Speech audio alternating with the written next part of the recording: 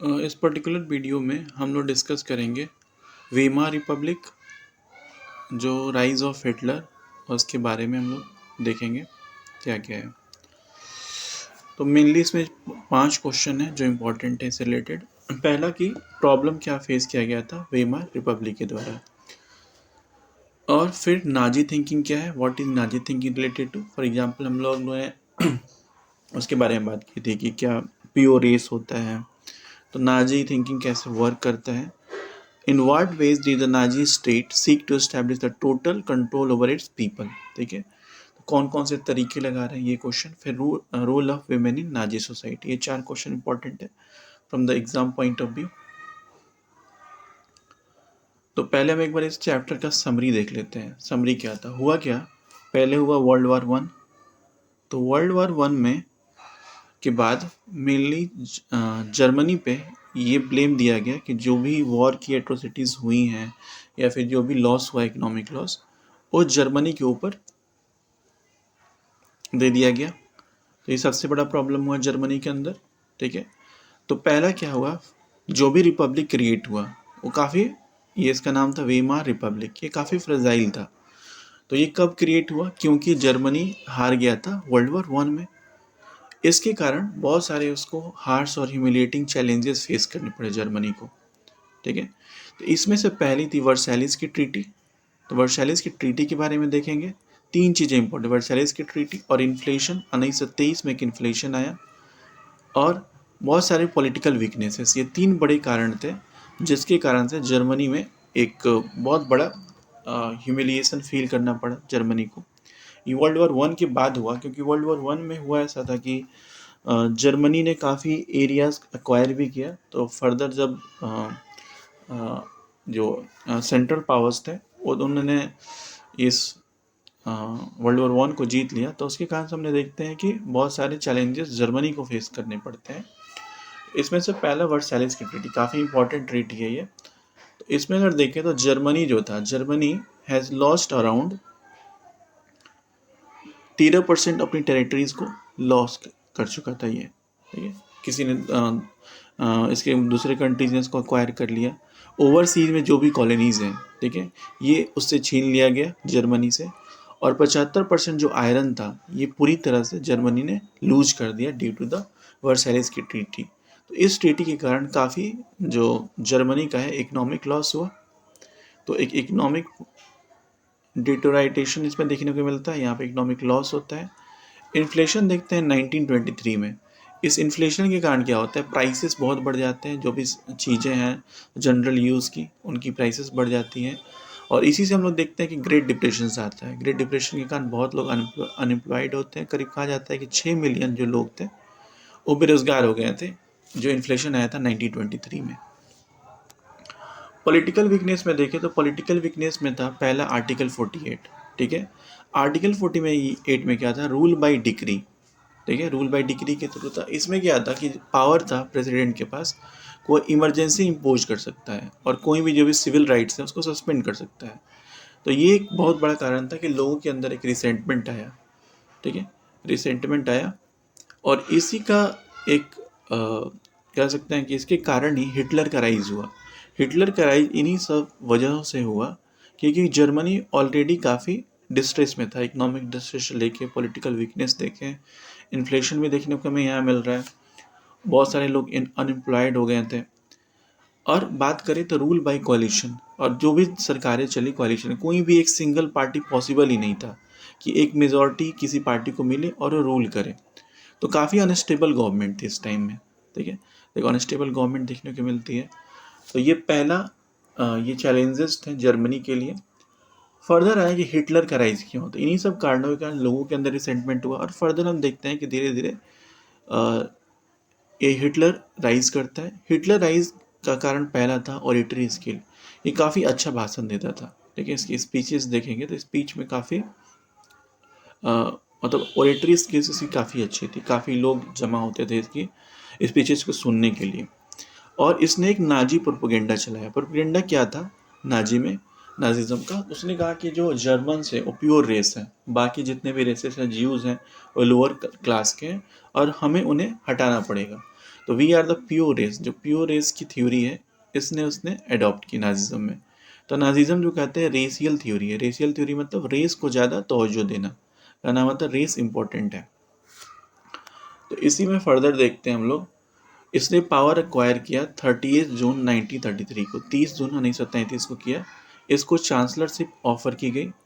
मार्च आते आते यानी कि जनवरी में इसने पावर एक्वायर किया और 1933 आते आते पूरी तरह से ये डिक्टेटरशिप मोड में आ गया। एंड जितने भी पार्टीज थी उसको इसने बैन किया। इसने स्टेट कंट्रोल मतलब जो भी जर्मनी में है उसको अपने कंट्रोल में रखना, that is called state control. उसके लिए उसने जेस्टापो करके एक टर्म है, इसका मतलब है सीक्रेट पुलिस। ठीक है, सीक्रेट पुलिस इसने अरेंज की, एक फॉर्म की। और यहाँ से हमें देखते हैं कॉन्सेप्ट कॉन्सेंट्रेशन कैंप का। ठीक है, तो बहुत सारे लोगों को बिना किसी लॉ के, बिना किसी प्रोसेस ऑफ लॉ के उन्हें डिटेन करके इन कॉन्सेंट्रेशन कैंप में डालना शुरू किया गया था। मेनली इसमें ज्यूज थे, ज्यूज को किया गया। फिर जिप्सीज होते हैं, जिप्सीज मतलब जो घुमंतु लोग होते हैं उनको जिप्सीज कहा जाता है। इनको इसने इसी पुलिस के थ्रू इस कॉन्सेंट्रेशन कैंप में लोगों को भरना चालू कर दिया। नाजी का अगर वर्ल्ड व्यू देखें और इसका रेशियल जो स्टेट है क्या बात करता है, तो पहला उसने हमने पढ़ा भी है कि रेशियल हायरार्की मतलब कि जो नॉर्डिक जर्मन्स हैं, ब्लू आइड जो पर्सन्स हैं, ठीक है, ब्लू आइड, ठीक है, ये लोग क्या हैं, रेस इनका क्या है, प्योर है, प्योर रेस के लोग हैं ये। ठीक है, जो ज्यूज हैं इन्हें हमें यहाँ से हटाना पड़ेगा, they are the not the pure race. ठीक है, और मेनली जो रीजन था ना, ज्यूज जो थे, बहुत सारे जो बिजनेसेस थे जर्मनी में ये ऑलरेडी एक्वायर करके थे इसमें। तो एक बहुत बड़ा रिसेंटमेंट था जर्मन के लोगों के अंदर कि जो ज्यूज हैं काफ़ी ये रिच हैं, बहुत सारे बिजनेस ओन करते हैं, तो इन्हें हमें जर्मनी से निकालना हो। तो इसने जो हिटलर ने अपनाया, हिटलर ने इसने एक रेस का बायस दे दिया कि ये रेसली हम लोग सुपीरियर हैं, हमें रूल करना चाहिए, that's why this people must not exist. यहाँ तक कि उनको मारने तक का भी प्लान बना के रखा था। आगे हम देखेंगे ज्यूज के लिए गैस चैम्बर्स, इसको भी इसने सैंक्शन किया था। फिर आते हैं लिविंग स्पेस। लिविंग स्पेस लेवेनस्ट्रॉम, एक वर्ड है लेवेनस्ट्रॉम, ये जर्मन वर्ड है, इसका मतलब होता है लिविंग स्पेस। इसका कहना था कि जो भी अगल बगल के, जैसे पोलैंड को, ये चाहता था कि पोलैंड को अक्वायर करना ताकि हम लोग वहाँ पे जर्मन्स वहाँ पे भी सेटल हो सकें। अनडिजायरेबल्स किसको कहा जाता है, अनडिजायरेबल जो ज्यूज हुए हैं, जिप्सीज हुए हैं और डिजेबल पर्सनस, इनको उसने कहा कि ये लोग दे आर द अनडिजायरेबल्स और इन्हें सोसाइटी से हटाना चाहिए। सर्वाइवल ऑफ द फिटेस्ट जो हर्बर्ट स्पेंसर ने कहा था, हर्बर्ट स्पेंसर का एक बहुत ये है फेमस कि सर्वाइवल ऑफ द फिटेस्ट, इसने डार्विन से ही लिया था ये सर्वाइवल ऑफ फिटेस्ट। तो यहीं से इसकी रेशियल थ्योरी बेस होती है। फिर आता है यूथ और विमेन का क्या इसमें रोल था नाजी जर्मनी में। तो अगर बच्चों को देखें तो बच्चों को इसने ब्रेन वॉश किया, ब्रेन वॉश किया इसने। ठीक है, आइडियोलॉजिकल ट्रेनिंग दी गई, उनको ये कहा गया कि हिटलर की पूजा करो। ठीक है, और हेट्रेड उसके उन लोगों के अंदर ज्यूज के प्रति एक हेट्रेड भरा गया बच्चों के अंदर। फिर है तो मदर्स का, तो विमेंस का कहा गया कि आपका प्राइमरी रोल क्या है, your primary role is to rear the pure blooded Aryans, मतलब प्योर ब्लडेड जो आर्यंस है, आपका रोल ये है कि आपको प्योर ब्लडेड आर्यंस को रियर करना है, उनको पालन पोषण करना है। ठीक है, यहाँ तक कि उसने एक अवार्ड भी बनाया था। ये ब्रॉन्ज क्रॉस किसको मिलेगा, जो 4 बच्चे पैदा करेंगी लेडीज़, और सिल्वर 6 बच्चों के लिए और गोल्ड 8 बच्चों के लिए। ठीक है, तो इसने ये कॉन्सेप्ट भी दिया था। आर्यंस का अगर कॉन्सेप्ट देखें, उसने इंडियंस को प्योर आर्यन नहीं माना था। हिटलर का कहना था कि जो इंडियंस हैं, Indians are not pure Aryans. ठीक है, उसका ये कहना था कि मुगल इन्वेजन के बाद ये प्योर नहीं रह गए हैं जो इंडियंस हैं।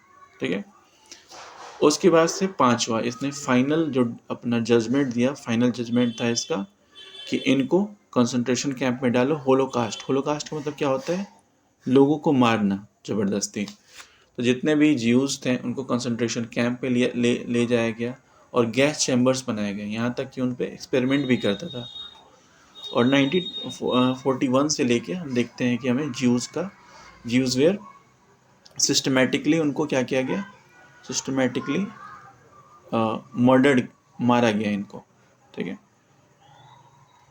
मर्डर्ड, गैस चैम्बर का कॉन्सेप्ट यहाँ से आता है। एक फैक्ट्री थी ऑस्विच, ऑस्विच, यहीं पे इसने अपना ज्यूस को लाके और ज्यूस को मारना चालू किया। तो ये था कॉन्सेप्ट। तो हुआ क्या, अगर बेसिक में देखें तो जर्मनी के अंदर जब वर्ल्ड वॉर 1 हुआ तो क्या हुआ, बहुत सारे सैंक्शन लगे, वर्साइलिस की ट्रीटी हुई और उसी के कारण धीरे धीरे लोगों के अंदर रिसेंटमेंट हुआ। उसी में से निकला हमारा हिटलर। और हिटलर ने क्या किया, एक रेशियल थ्योरी लेके आया और उसने ज्यूज को मारना चालू किया, होलोकास्ट हुआ।